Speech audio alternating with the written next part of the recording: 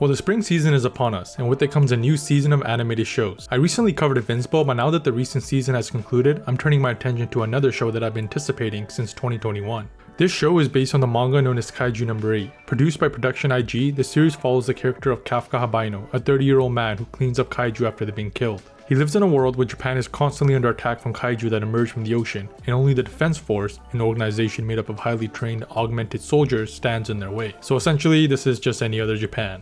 When Kafka's hometown was attacked, he and his friend Mina both promised that they would join the Defense Force together and eliminate all the kaiju. Mina herself would actually end up joining and becoming one of the youngest captains of the elite 3rd Division. Unfortunately for Kafka, despite multiple attempts, he fails to enter the Defense Force and instead now works in kaiju cleanup. When the well-known heroes of Defense Force are done with their kaiju hunt, the unsung heroes such as Kafka must now clean up the mess. He is among the unknown essential cogs that ensure that the system continues to operate without too much interruption. However, this was never what Kafka truly desired. He wanted something more. Displeased with his life and inability to join the Defense Force, Kafka wallows in self-pity. But one day at work, he meets another Defense Force prospect, known as Reno. During one of their work days, they're both attacked by a kaiju. They attempt to fight back, but they're no match for such a beast. Before the killing blow can be struck, they're saved by the 3rd Division. However, they suffer a few injuries during the ordeal and are hospitalized. During their subsequent hospital stay, Kafka encounters a small unique kaiju that enters his body and gives him the ability to transform into a kaiju, thereby completely changing Kafka's life.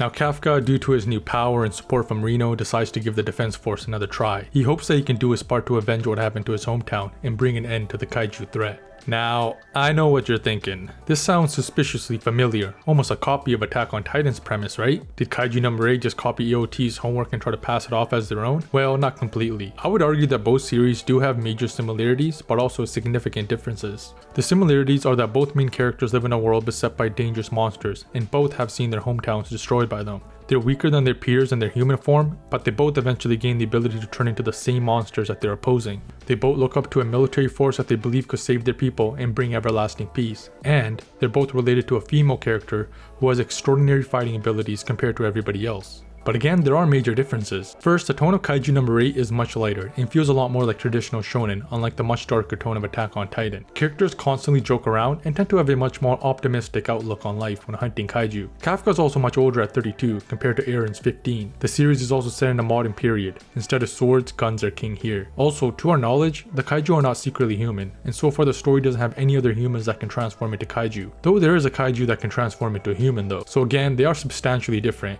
And when you watch the show, you'll notice it as well. Also, the difference between how they fight goes beyond the guns. Defense Force in the series uses a special combat suit that gives them enhanced abilities such as increased strength and speed. Now, as the soldiers train and gain experience, they can increase something known as unleashed combat power. Essentially, the higher the combat power, the more effective you are. Recruits will usually have less than 20% unleashed power, and the higher ranking members can have well above 80%. Mina, one of the best, has an unleashed power of 96%. Now, this unleashed power comes from the suit itself, so the more that you can get, the more powerful your suit really is. Kafka himself releases a measly 0%. That's not going to be good for business. That's not going to be good for anybody.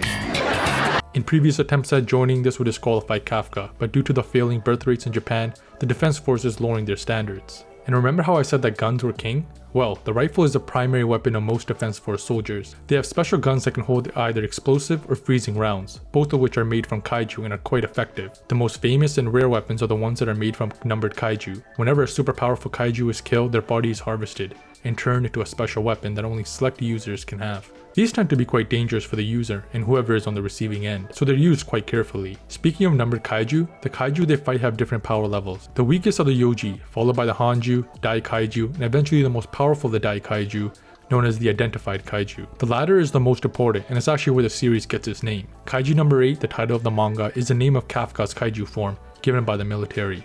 Oh, that's why they call it that. The numbered kaiju are the most powerful and capable of the most damage. They're so powerful that when they're killed, their bodies are transformed into little weapons, as I said before. Kafka's kaiju has so much power that he is officially the 8th kaiju to be given this classification, thereby the name Kaiju No. 8. In order to determine these classifications, the Defense Force tends to measure something known as a fortitude level. This is the level of each kaiju. This is essentially like a power that each of the kaiju exhibit. We aren't exactly sure how this is measured, but higher the level, the higher the classification, and greater the response from the Defense Force. Kafka's fortitude level is 9.8. This makes Kafka a Dai Kaiju and one of the most powerful ever recorded. Now there is one kaiju that can't be classified, and that is a mysterious flying kaiju that enters Kafka's body and gives him the ability to transform.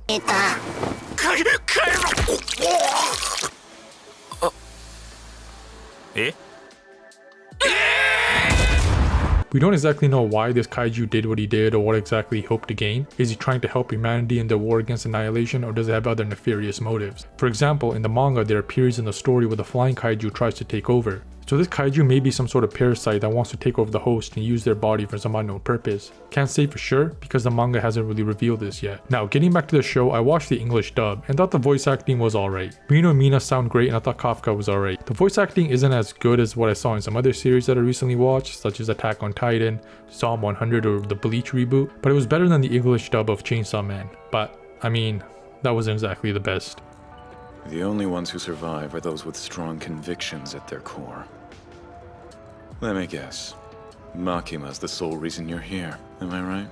The animation is also quite smooth. It flows well, the action is well choreographed and executed. Again, it was better than Chainsaw Man, and I personally didn't really like that because of all the CGI. Compared to the manga, there were small differences, but none that I felt that took anything away. Instead, it actually added to the story. These changes mostly lengthened fight scenes, and the introduction is extended as well. In the manga, when the first kaiju appears, it's immediately killed, but here there's more of a build-up, and we get some reactions from civilians. I think this really kind of helps with the world building. Again, the changes only add and don't really detract. Also, I remember when character models were first shown, there was a lot of fear about how they didn't look good and whatnot. Now the characters do look somewhat different from the manga, but it seemed that the models were improved and are much more faithful. So if this is a fear of yours, I wouldn't worry too much anymore. But again, I understand why they might have to change it to make it a little bit easier for the animators. Now I've read the manga, and even though I know what's going on and will probably happen for this entire season, I'm still excited to keep watching. Overall, if you liked Attack on Titan, you'll love this. But again, be aware that this isn't as serious and the mystery element isn't as intriguing. The writing is sillier and comedy plays a bigger role. However, there are some scenes that are more emotional and serious. Overall, I highly recommend it.